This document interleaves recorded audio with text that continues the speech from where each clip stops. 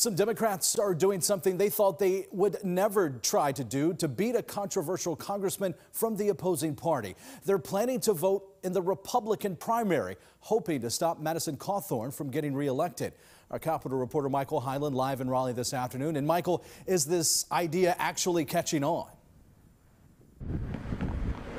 In small numbers, the data suggests, yes, it is a very unusual strategy, but it's not unheard of. They're trying to convince people to temporarily change their voter registration just for the primary, thinking it may be the only chance to beat Madison Cawthorn.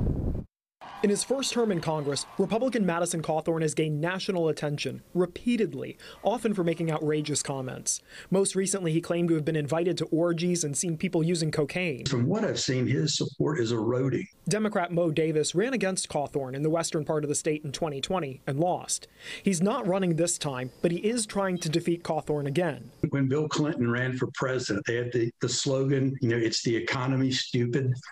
What I've been trying to stress out here is the math, stupid. A political action committee he helped start runs FireMadison.com and is urging Democrats to temporarily change their voter registration to unaffiliated so they can vote in the Republican primary. The goal, either defeat him then or force him to a runoff.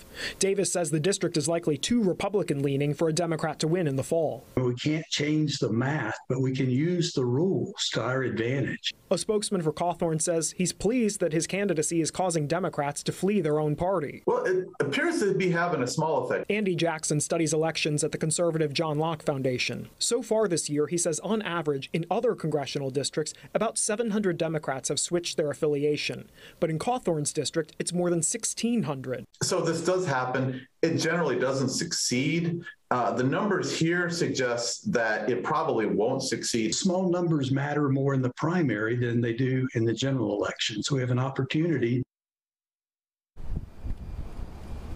Davis's group is backing Wendy Navarez, who's a Navy veteran. She's one of 7 Republicans running against Cawthorn. Several Republican Party leaders are backing State Senator Chuck Edwards instead.